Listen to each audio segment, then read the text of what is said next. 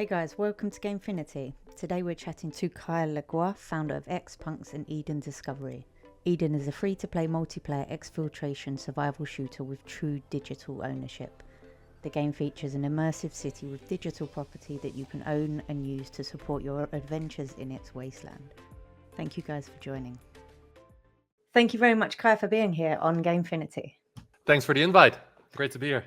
For people that have been living on the moon and don't know who you are and don't know your many accolades, could you give an introduction of the many things you've done and what you're doing in crypto, please? Definitely. Well, it's funny that you say that joke about the moon because our project is physically on there. But yeah, my name is Kaj Leroy. I'm the co-founder and CEO of XFunks, OnXRP/Bits, UnixBugs, and also Eden. Awesome. And since you've mentioned it, tell us more about the story we've been following about getting an XPunk on the moon. Yeah, no, I think that's probably one of my greatest achievements. So we were. I'll give a rundown quickly over the story. And we started with a billboard in Times Square, back in 2021 when everything was booming, and our arrogant mind thought we can make it happen. So we put a billboard in Times Square to reach Elon Musk to put one XPunk on his SpaceX rocket.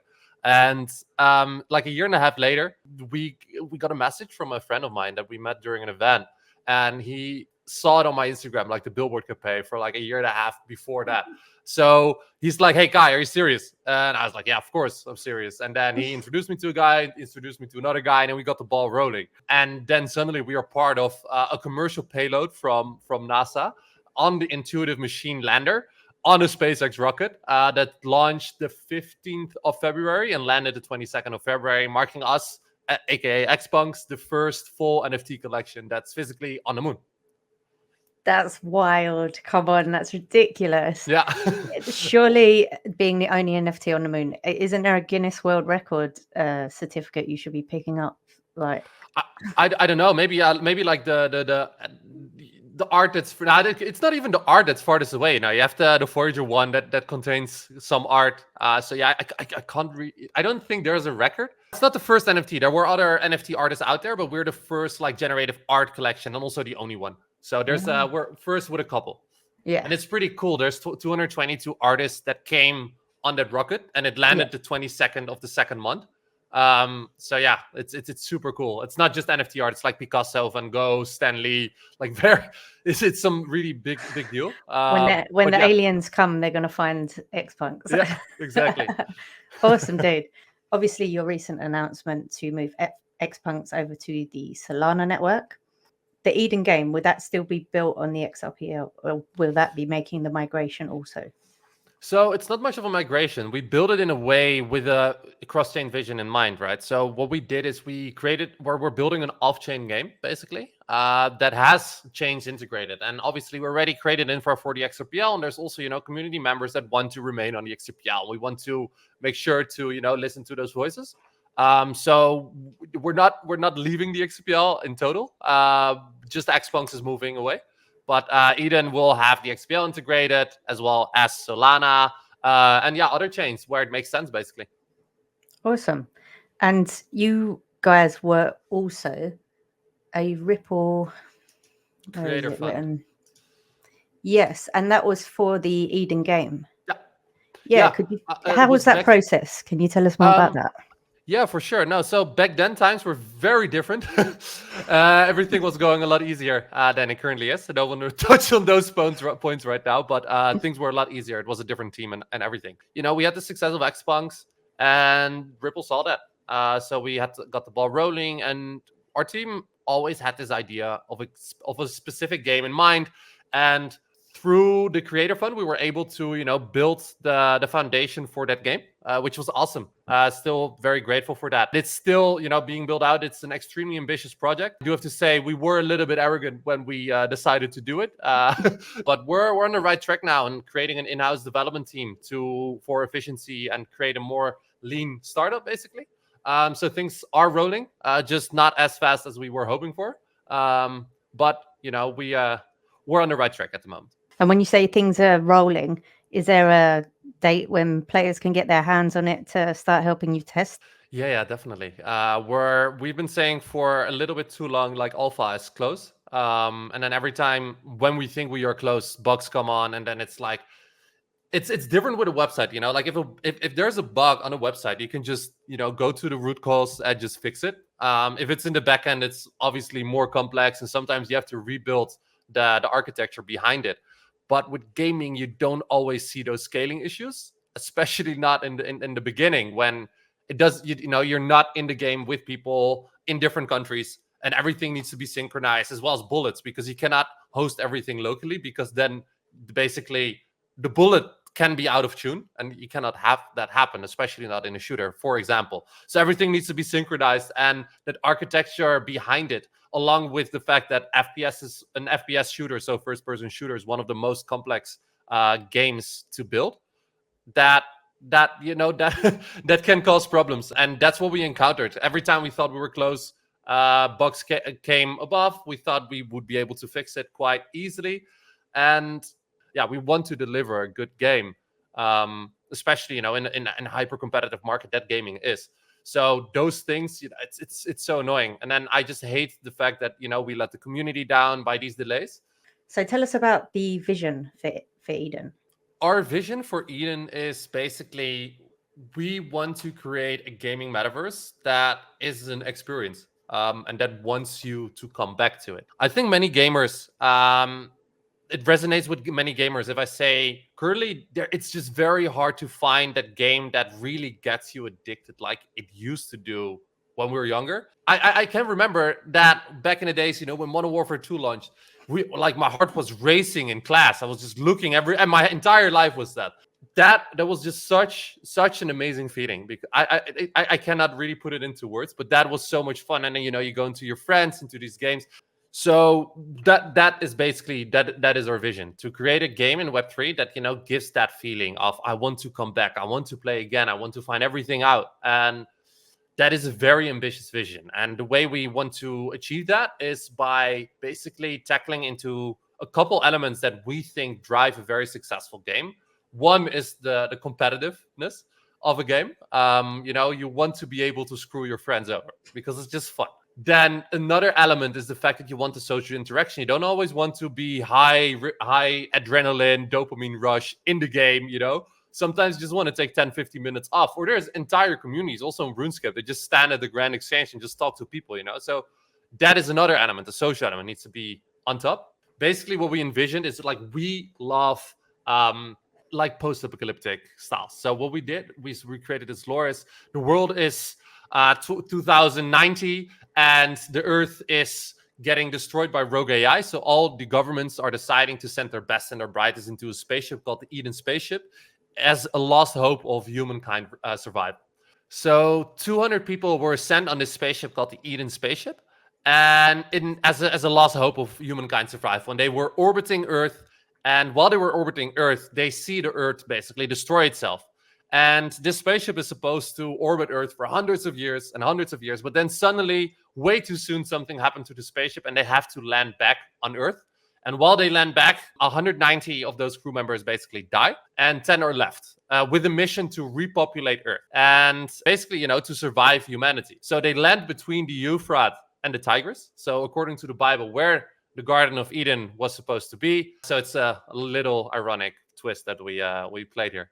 And they make clones in order to basically rebuild everything. So you as a player play as a female or a male clone. And your goal is to, get resources basically. So you have the Eden City, which has persistent real estate, which are NFTs, which is used for storage, but also resources, crafting, and also, the social interaction. So it's a very safe place. And then you have the wasteland. And the wasteland is where the fun happens. And that is basically you go in there with your survival gear, helmet, food, water. You have a medical injector, but also like a bulletproof vest and guns. And guns are NFTs with each 16 million different combinations when it comes to all the attachments. And then you go into this wasteland together with 19 other people. And each person drops on a random spot on the map unless you're with a friend. And you have to find the exit. And the thing here is, and that's the competitive element, like if you die, you lose your NFTs. You can die by NPCs, so droids that are flying around that are controlled by a computer, or by another player. If you kill another player, they drop their loot and you can keep it. And if you find the exit, you can get to keep the loot. It is an extraction royale shooter with metaverse elements. What our play is and our vision is really to build out this game with different maps, different game modes, to really create this online civilization where everybody can just be their own self, can do whatever they want, and create a lot of customizability. I know it's a very, very ambitious vision, but we don't care. We're here for it, and we're grinding for it. Basically, what we want to achieve is a different level of esports. So currently with esports, what you see happening is the players, they get big prizes if they win, which is great, but how much fun is it for the viewer if they also have something to lose? If there's this special weapon drop only for those that survive, then there's going to be different elements that all these players will play. Like, are they going to go to just hide until the end and see what happens and battle for that last bit of oxygen and then hide again? Or it's very Hunger Games kind of a vibe. So it's very fun to see how esport players will react to something like this, where they actually have something to lose of value because they're NFTs. And then in regards to the real estate as well, what we want to create as well is like the economization of real estate. But I hope that in the next couple of months we'll be able to release the closed alpha. I'm definitely going to be watching more what I say in regards to timelines. That's a mistake on my end. But yeah, we're here grinding, and I hope to give an update about everything very, very soon. You've touched on things that I was going to ask, but just to go back to what you just said about being able to steal NFTs. So if you shoot me, how does that work? Would I have to approve my NFTs before the game begins, or how does that? The game is built off-chain, meaning that we build a deposit and withdrawal system for NFTs, which makes it very easy for us to add other chains in there as well. So what happens is you build an NFT through our system, the API reads it, and then it becomes available in your inventory in the game. If you want to take it out, it's vice versa. It goes out of your inventory, you connect your wallet, it gets minted into your wallet. So basically the NFT or set in-game object can never exist at the same time. So it's either on-chain or in the game. So you don't need to sign transactions and all that. You don't need to, watch that, set up a wallet as a new player. You can just hop into the game, play it. And even as a gamer from Web 2, you can just play the game. You don't need to, deal with wallets. If you want to take the NFT off-chain and sell it, you can. But if you don't, you can just play the game. So our aim is basically to onboard gamers without them knowing that they're actually playing a Web 3 game, by offering a Web 2 quality game. And by the sounds of it, when it comes to me minting any loot that I just stole, I can just pick which network is going to work for me.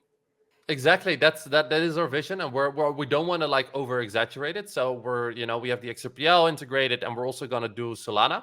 And then let's just see like what people, we're just going to listen to the community. And I think that is one big gap that big game studios and publishers lack, is the fact that they're not in the trenches with the community.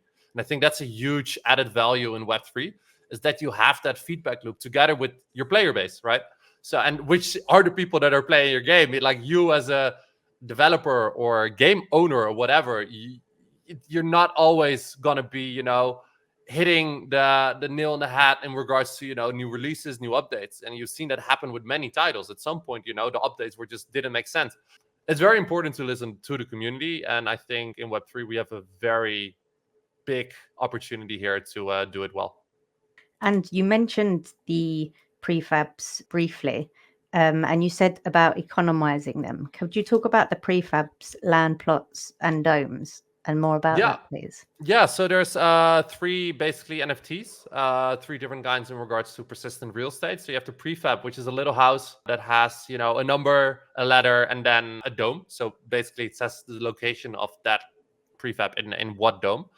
And they're all unique in regards to like the outside, how it looks. We did find it very important, to adhere to that quality of NFTs. And then inside it's all the same. It's prefabricated house that offers storage, but you also have upgrade modules to be used in the wasteland, and the ability to also craft items to be used as well into the wasteland. Those plots of lands, our aim for that is, to offer the customizability for builders through a software development kit in order to build their own stuff on it. This can be a brand activation, but this can also be clan housing, very game oriented. So we want to give freedom to those that want to do that. And then you have the domes, which is a very compared to a land plot, but just way bigger.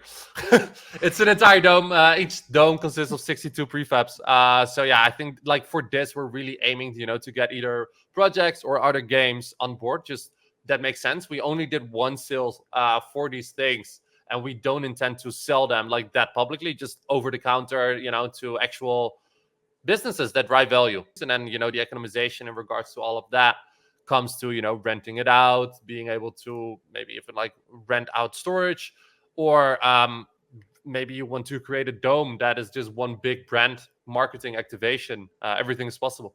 We always refer to the game as play to win, because, if you win, you earn, and also play to have fun. But there's also some play to earn mechanics in there, of course. If you don't want to encounter players and just want to play it safe, hit some loot boxes, see if you can, find a full weapon, you can. Awesome.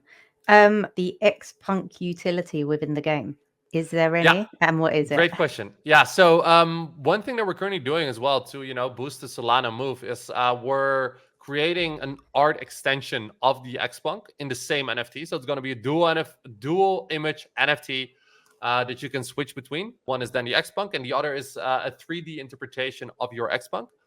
And this is a game-ready asset that we intend to integrate in other games, metaverse, but also in Eden, so that you can play basically as your own XFunk, which I think is very cool. That sounds very cool. That's awesome. And the XFunk community will be happy. Is there anything else you want people watching to know about Eden that we might not have touched on? Yeah, I think most importantly is, manage your expectations in regards to timelines. We definitely overestimated that, and that's definitely on us. But we are still grinding, and we are still building the game, very much so, as that we are creating an in-house development team in order to speed everything up. Yeah, I'm just very excited to really start releasing content about the game as well. Again, thing is, the reason we didn't do it is because there's just not much visually to update about. Expect more communication from our end in the near future on an more ongoing basis than it currently has been, because there's just been a lot of like refactoring of the old code into making it more scalable, which is boring to talk about in general. And people that don't know about Eden and want to go and learn more, where would you send them? To either eden.game. Very happy with the domain name. Either XFunks NFTs or eden.game, DOT game. Thank you very much for doing this. Not a problem. Have a great Cheers. day. Bye. Cheers. Thank you guys so much for watching. Don't forget to like and subscribe, and remember, none of this is financial advice.